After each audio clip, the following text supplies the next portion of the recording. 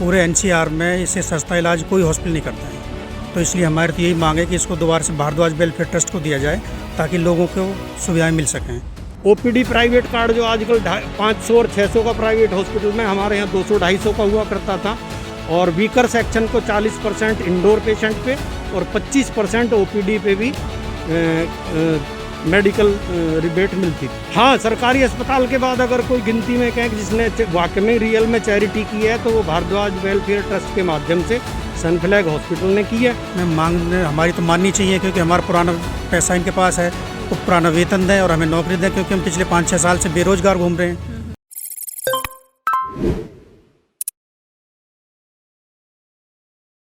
2 साल की बात करें तो 2 साल में हॉस्पिटल की क्या मूल्य है वो हमें पता चल गया है, क्योंकि महामारी का दौर रहा है, मरीजों को बेड और ऑक्सीजन की कमी रही है। हमारे पीछे आप देख सकते हैं, यहाँ पर सेक्टर 16 का हॉस्पिटल है सनफ्लैग हॉस्पिटल, जो पिछले करीब 5 से 6 सालों से बंद पड़ा है। अगर यह हॉस्पिटल खुला होता तो महामारी के दौर में ये भी अपना एक योगदान दे सकता। हमारे साथ मौजूद है सनफ्लैग हॉस्पिटल एम्प्लॉयज़ यूनियन के प्रधान SS गौर जी। उनसे पूछते हैं क्या है पूरा मामला। सर, मामला क्या है पूरा? मामला ये है कि सनफ्लैग हॉस्पिटल 2016 में SRS की वजह से बंद हुआ। बेसिक शुरुआत यहाँ से कि सनफ्लैग हॉस्पिटल को सन 1996 में स्टार्ट हुआ। भारद्वाज वेलफेयर ट्रस्ट के अंडर ये काम, मतलब भारद्वाज वेलफेयर ट्रस्ट इसको चलाता था। भारद्वाज वेलफेयर ट्रस्ट ने सन 2014 में एक गैर कानूनी समझौता करके SRS ग्रुप की कंपनी SRS हेल्थ केयर को दे दिया, जिसका यूनियन ने विरोध किया लिखित तौर पे। फरीदाबाद के उपायुक्त महोदय, फरीदाबाद प्रशासक महोदय और हरियाणा गवर्नमेंट के अधिकारियों व हरियाणा सरकार को भी इसको लीज को होने से रोका जाए, वरना हमारी नौकरी खतरे में पड़ जाएगी। 2014 में हमने ये इन्होंने दिया है। 2014 में ही देने से पहले हमने गवर्नमेंट अथॉरिटी को लिखित में अपनी शिकायत की, लेकिन किसी ने हमारी समस्या को नहीं सुना। उसके बाद हमने एक एप्लीकेशन CM साहब और हेल्थ मिनिस्टर विज साहब को दी। विज साहब ने हमारी एप्लीकेशन को डिविजनल कमिश्नर, वर्तमान में उस समय थे डॉक्टर D सुरेश, उनको फॉरवर्ड कर दिया। डॉक्टर D सुरेश ने जांच के बाद मीटिंग में बुलाया सनफ्लैग मैनेजमेंट को। सनफ्लैग की मैनेजमेंट की तरफ से कोई नहीं पहुंचा मौके पे। SRS के जिंदल वगैरह या उनके लोग आते रहे। तीसरी मीटिंग में कोई भी नहीं पहुंचा, तो वहाँ SRS की तरफ से एक वकील गया। उसने कहा जी मैं SRS की तरफ से बोलो, हमने मालिकों को बुलाया है। हमने ये भारद्वाज वेलफेयर ट्रस्ट को ज़मीन अलॉट की है। First allottee Bhardwaj welfare trust है, तो हमें उनसे बात करनी है कि भाई अस्पताल चलाना है कि नहीं चलाना है, इनके कर्मचारियों की तनख्वाह वगैरह देनी है कि नहीं देनी। अब पिछले दिनों से काफ़ी समय से चर्चा में है कि हर समाज से भी अपने तौर पे स्टेटमेंट अपनी दे रहा है कि भाई इसको ये बना दें, इसको वो बना दें। ठीक है, हम किसी की भी उससे स्टेटमेंट से विरोध नहीं कर रहे, बट ये है जिस समय सनफ्लैग अस्पताल SRS को दिया, हमने धरने प्रदर्शन DC ऑफिस तक किए। मुख्य दैनिक जागरण, दैनिक भास्कर, नवभारत टाइम्स, सभी अखबार में कटिंग आई। यहाँ से लेकर 150 कर्मचारी DC ऑफिस तक जाते हैं, धरना प्रदर्शन करते हैं। तब किसी समाज सेवी ने ये नहीं बोला कि भाई इन कर्मचारियों के साथ गलत हो रहा है। और यहाँ बड़े बड़े पेड़ थे, पीपल, नीम, जो 30-30 साल पुराने, उनको जो है SRS ने आते ही सबसे पहले उनको काटना शुरू किया। जब किसी समाज सेवी या किसी RWA ने नहीं बोला कि भाई इन पेड़ों को क्यों काटा जा रहा है, ऑक्सीजन की चीज़ है, हमने उसका उस टाइम भी विरोध किया। देने के बाद जब हमें लीज मिल गई तब भी हमने विरोध किया कि इसको नल एंड वाइड किया जाए, कि ये गैर कानूनी समझौता है, इससे हमारी नौकरी खतरे में पड़ेगी और ये हॉस्पिटल बंद हो सकता है। और फिर अंततः वही हुआ कि जांच के बाद उन्होंने पाया कि भाई वायलेशन कर दी। SRS ने 5th फ्लोर बढ़ा दी, बिल्डिंग में तोड़फोड़ कर दी। और मार्च 2016 में 31 मार्च तक कर्मचारी ड्यूटी करते हैं।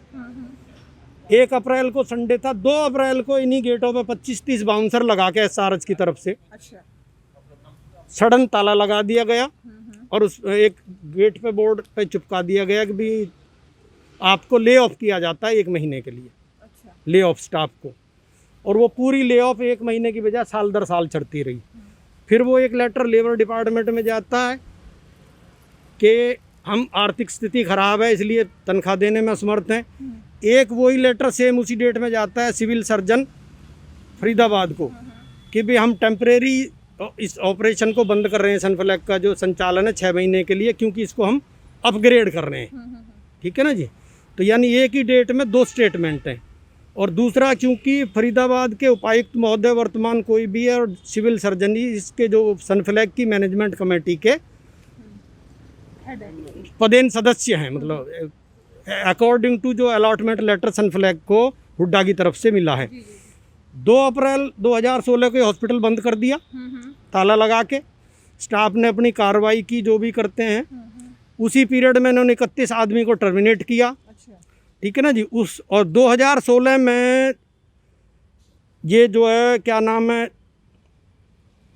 अप्रैल में बंद होता। 28 मार्च को SRS की सनफ्लैग एक आदमी का अपॉइंटमेंट करती है, एक बंदे को एज ए मैनेजर, भाई आप SRS हेल्थ केयर की तरफ से हमारी देख रेख करेंगे और इनके सारे चीज़ें कर। उन्हीं की देख रेख में यहाँ बाउंसर नियुक्त हुए, उन्हीं की देख रेख में हॉस्पिटल बंद हुआ, उन्हीं की देख रेख में 31 आदमी टर्मिनेट कराए गए, मतलब लिखित में कर्मचारी। अब वही अधिकारी सनफ्लैग हॉस्पिटल की तरफ से मैनेज कर रहे हैं। यानी 2 लेटर एक ही डेट, मतलब मार्च में ही, एक सनफ्लैग की तरफ से इशू होता है, एक SRS हेल्थ केयर की तरफ से। उसको बिशन बंसल इशू करता है डायरेक्टर SRS हेल्थ केयर का, जो आजकल नीम का जेल में बंद है। अब विडंबना यही है कि अगर कोई मैनेजमेंट के जो आपस में इनकी जो भी सेटिंग थी उसको कोई समझ ही नहीं पाया, ना कर्मचारियों की लिखित जितनी भी कंप्लेंटें दी हैं आज तक हमने कोई बकाया नहीं छोड़ी। DC यानी डिस्ट्रिक्ट प्रशासन, जिला प्रशासन फरीदाबाद, MLA यहाँ के लोकल, यहाँ के विधायक, ठीक है ना जी, फिर CM, हेल्थ मिनिस्टर, सबको दिया। इवन उसमें कुछ लेटर ऐसे भी हैं जो भारत सरकार को भी है, जिन्होंने थोड़ा रिप्लाई किया था। उनमें एक शहरी विकास मंत्री भारत सरकार है और 1-2 अधिकारी हैं जिन्होंने लेटर यहाँ किया, लेकिन यहाँ के तौर पे फिर वही खाना पूर्ति करी गई। मतलब आपको 2 अप्रैल 2016 से लेकर अब तक किसी भी कर्मचारी को कोई सैलरी और कोई वो नहीं मिला? मैम 31 मार्च 2016 तक हमने काम किया। हमें मार्च 2016 की सैलरी भी डिपार्टमेंट या हरियाणा सरकार आज तक नहीं दिला पाई है। अच्छा। हमारी इतनी लिखित में कंप्लेंट करने के बाद, ना कि वर्बल, लिखित कंप्लेंट के बाद। कितने कर्मचारियों पर असर पड़ा है? ये उस टाइम इसमें मौजूदा वर्कर तो कम से कम 250 के आसपास था डॉक्टर समेत, लेकिन जो रेगुलर परमानेंट वर्कर थे वो 150 समथिंग थे, जिसमें 115 या 125 यूनियन के मेंबर थे। और यूनियन भी यहाँ जब से हॉस्पिटल चला है तभी से हमारा कभी मैनेजमेंट से कोई विरोध नहीं हुआ। जब तक सनफ्लैग अस्पताल की मैनेजमेंट, भारद्वाज वेलफेयर ट्रस्ट की मैनेजमेंट इस अस्पताल को चलाती थी। जगमोहन भारद्वाज मैनेजर HR थे, जगमोहन भारद्वाज सेक्रेटरी थे ट्रस्ट के। कभी यूनियन का कोई मतभेद, कोई विरोध नहीं हुआ। जब इन्होंने SRS को दिया, हमें खतरा महसूस हुआ कि भाई सनफ्लैग के बंद होने के आसार है, कर्मचारियों की नौकरी जाएगी, तब हमने उनको विरोध किया। लेकिन हमारे विरोध को ना सरकार ने माना, ना मैनेजमेंट ने माना। तो अपने अब सर काफ़ी संस्थाएं उठ रही हैं सनफ्लैग को अपने साथ लेने के लिए कि हम इसको चलाएंगे, आप हमें दीजिए, हमें दीजिए। सरकार भी कह रही है, निजी कई हॉस्पिटल भी कह रहे हैं। आपको, आपकी तरफ से आपकी क्या राय है कि सरकार को मिलना चाहिए कि निजी को मिलना चाहिए? अब यहाँ आता मैम निजी और सरकार वाले मैटर पे। देखिए, ये तो सच्चाई है कि जो सनफ्लैग हॉस्पिटल को चिकित्सा सुविधाएं भारद्वाज वेलफेयर ट्रस्ट के माध्यम से पूरे फरीदाबाद और NCR में जितनी सस्ती और उचित इलाज जो यहाँ से मिला है, उसमें कोई भी हॉस्पिटल मायने नहीं रखता कि जिसने कभी इतनी छूट अपने टर्म्स कंडीशन की हो, वो टाइम इन्होंने पूरा किया। ठीक है ना जी। आपको नहीं लगता सर महामारी का दौर रहा 2 साल, अगर ये हॉस्पिटल खुला होता तो मरीजों को और परिजनों को काफ़ी परेशानी सुविधा मिल सकती? 2016 में ये बंद जब हुआ, जब हमने अधिकारियों को उनकी शिकायत करी, अगर उस टाइम 2-4-6 महीने में भी सुनवाई होती तो आज फरीदाबाद में इस तरह का माहौल नहीं होता, क्योंकि काफ़ी लोगों को सनफ्लैग हॉस्पिटल सस्ते रेट पे, ICU के भी उस ज़माने में 5 से 7 हज़ार रुपये में बेड होते थे। 10 रुपये का OPD कार्ड था। OPD प्राइवेट कार्ड जो आजकल 500 और 600 का प्राइवेट हॉस्पिटल में, हमारे यहाँ 200-250 का हुआ करता था। और वीकर सेक्शन को 40% इंडोर पेशेंट पे और 25% OPD पे भी मेडिकल रिबेट मिलती थी। ये कहना गलत नहीं होगा कि सरकारी अस्पताल के बाद दूसरा अस्पताल ये होगा गरीबों के लिए? हाँ, सरकारी अस्पताल के बाद अगर कोई गिनती में कहें कि जिसने वाकई में रियल में चैरिटी की है तो वो भारद्वाज वेलफेयर ट्रस्ट के माध्यम से सनफ्लैग हॉस्पिटल ने की है। खुद हम भी जो आज कम से कम जितने भी जो एरिया गुड़गांव फरीदाबाद, गुड़गांव को छोड़ दिए, पलवल फरीदाबाद नूह डिस्ट्रिक्ट में जो पुनाना मेवात वहाँ तक का मरीज़ सनफ्लैग में अपने इलाज के लिए आता था। और चूँकि मैं यूनियन के साथ साथ सनफ्लैग के PR डिपार्टमेंट में कार्यरत हूँ, पब्लिक रिलेशन में, मार्केटिंग कह लीजिए, तो बखूबी पता होता है कि हमने कितने लोगों को यहाँ पे सस्ते रेट पे चिकित्सा सुविधाएं दिन बाई दिन फरीदाबाद को दी हैं। अभी हमारा सनफ्लैग एम्प्लॉइज यूनियन की तरफ से किसी भी समाज सेवी या किसी भी पक्ष विपक्ष की लोगों के विचार से असहमत, मतलब हम विरोध नहीं कर रहे, लेकिन हमारी जो मांग है वो मेन मुख्य मांग ये है कि सर 2016 में ये रिज्यूम हुआ, 2017 में Bhardwaj welfare trust HUDA administrator को अपील में आया कि हमारा अस्पताल हमें दे दिया जाए, हम चलाएंगे। SRS ने वायलेशन की हैं सारी जो भी की हैं, क्योंकि हम NRI हैं, बाहर रहते हैं। तो उस अपील पे सुनवाई ना होने के कारण ही ये मतलब इतना डिले हो रहा है। तो हमारी पहली मांग यही है कि भारद्वाज वेलफेयर ट्रस्ट को ये हॉस्पिटल दोबारा से दिया जाए कि वो इसको, और वो उसको सरकार ये आदेश भी दे जल्द से जल्द चलाएं, ताकि इस महामारी के दौर में फरीदाबाद आसपास की जनता को इलाज सस्ती और अच्छी चिकित्सा उपलब्ध हो सके। और सनफ्लैग के जो निकाले हुए कर्मचारी हैं उनको पुराना वेतन इत्यादि जो भी बकाया है और उनको रोजगार इसी हॉस्पिटल में दिया जाए। ऐसा हम लिखित में सरकार से अनुरोध पिछले सन 2015 से करते आ रहे हैं।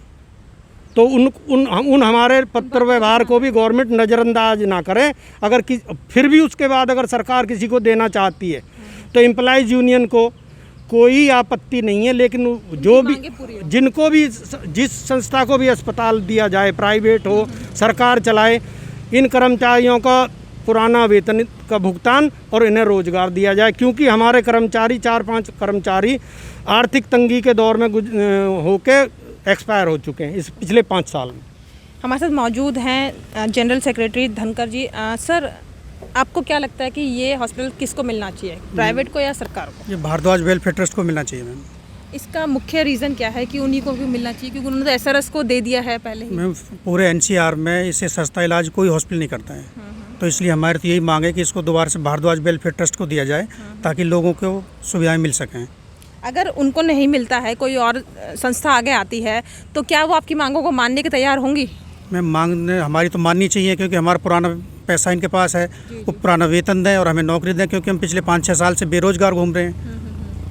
तो आपको उम्मीद है कि जो आपको इस सरकार से ये गुहार करने हैं, मतलब कि जो भी जिसको भी दें आप, उनसे आपको कोई वो वैर नहीं है, पर उनका जो मांगे हैं वो आपकी पूरी हो? बिल्कुल मैम, हमारी मांगे पूरी हो, हमारा पुराना पैसा, जो पुराना वेतन है, जो बैलेंस हमारा है, वो हमें दें और हमारी नौकरी हमें दी जाए। हमारे साथ ये थे यूनियन के एम्प्लॉयज़ के पदाधिकारी। अब ये सनफ्लैग हॉस्पिटल करीब 210 बेड का ये हॉस्पिटल था। अगर ये महामारी के दौर में चल रहा होता, खुला होता, तो जो मरीज़ों को परेशानी हुई है ऑक्सीजन और मरीज बेड को लेकर, तो शायद कुछ हद तक कम कर सकते हैं। क्योंकि सरकार के द्वारा, प्रशासन के द्वारा जगह जगह आइसोलेशन वार्ड बनाए जा रहे हैं, सहायता ली जा रही है NGO से और विभाग से। लेकिन अगर ये अस्पताल खुल जाता है तो आने वाली जैसे कई बीमारी हमारे सामने आ रही है, ब्लैक फंगल हो गया, वाइट फंगल हो गया, महामारी का तीसरा जो फेज़ आने वाला है, उससे निपटने के लिए ये अस्पताल बहुत ही अच्छे कारगर साबित सकता है।